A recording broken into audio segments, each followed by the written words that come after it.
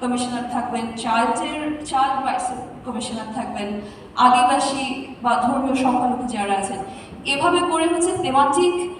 আমরা তো অনেক আগে দেখেছি যে থেমাটিক কমিটি ছিল, কিন্তু কমিশনাররা যদি সেই থিম মেনটেন করে কমিশনার যদি নিয়োগ করা সম্ভব হয়, আমার মনে হয় যে এটা আরো বেশি এফেক্টিভ হবে এই প্রেক্ষাপটে।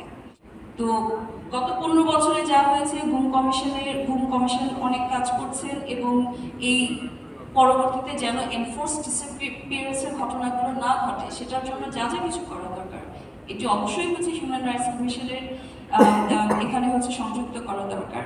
কিন্তু এর আগেও যে সিস্টেম্যাটিক রাইটস ভায়োলেশনের ঘটনাগুলো ঘটে আসে এবং কোন সিস্টেমগুলো সেটিকে পারপিচুয়েট করে, সেগুলোকে আমার মনে হয় যে আমাদের নিয়ে আনাটা দরকার। A constitutional framework আনা উচিত that I believe should be the priority one, and that will legitimize the National Human Rights Commission. Number two is the selection process. Selection process is very important. কারণ আমরা গতবার দেখেছি যত কিছুই national human rights commission 2009 কিন্তু এত elaborate না হলে কিন্তু খারাপ ছিল না, কিন্তু এটা ইমপ্লিমেন্টেশনটা কি, who is man behind, or the prime minister or the president behind, or the legislative behind the executive aid. যেখানে আমরা দেখেছি dysfunctional judiciary, dysfunctional executive, dysfunctional আপনার legislative, corrupted একটা law enforcement agency, DGFI, NSI, intelligence, সবগুলো corrupted, politicized. So it is the will that is, the law you can have hundreds of laws, but implementation is the correct in the way which reflects. আমরা যদি international আইনগুলো মেনে যদি চলি তাহলে দেখবো যে এটা কিন্তু বাংলাদেশের জন্য না, এটা গ্লোবালি কিন্তু বাংলাদেশ অনেক থার্ড ওয়ার্ল্ড কান্ট্রি, অনেক অসভ্য দেশও আছে পৃথিবীতে রিমোটেস্ট কর্নারে, যারা এই ইন্টারন্যাশনাল লসগুলো যদি মেনে চলে তাহলে দেখবেন থিংস আর বেটার।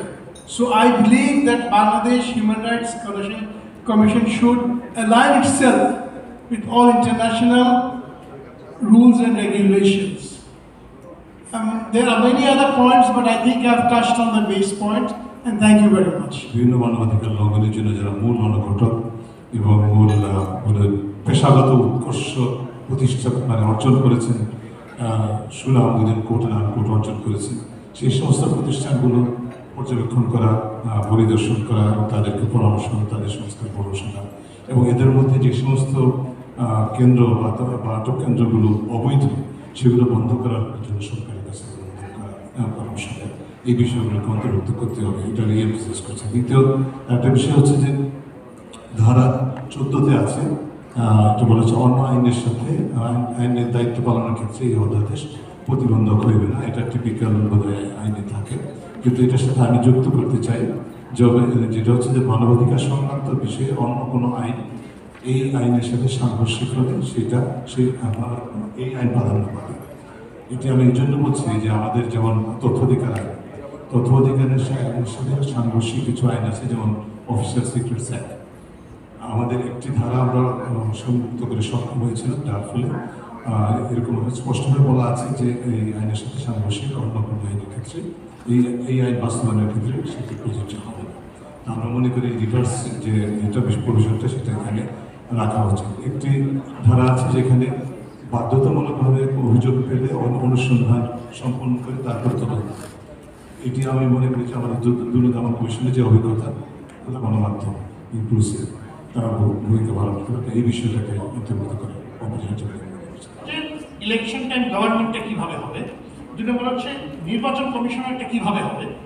এই দুইটা যেভাবে হবে ঠিক একই পদ্ধতিতে হিউম্যান রাইটস কমিশনার হবে, এবং সেটাই ওই ন্যাশনাল কনস্টিটিউশন কাউন্সিল যেটা সেটা গঠন করতে চেয়েছিল।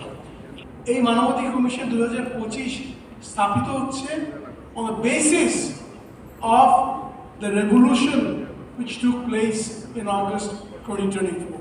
এটার উপর আমাদের রাখতে হবে। হ্যাঁ, নারী আমি বলেছি যে ডিফারেন্ট সাব কমিটি দেওয়া উচিত, কিন্তু এখানে প্রথম প্রাধান্য পাওয়া উচিত যে বৈষম্য বিরোধী বাচ্চা ছেলেমেয়েরা মারা গেছে, যারা গুম হয়েছে, কমিশন আছে, all those which were taken care of by the GUM Commission to replace that. So please keep that in mind. That's my only request.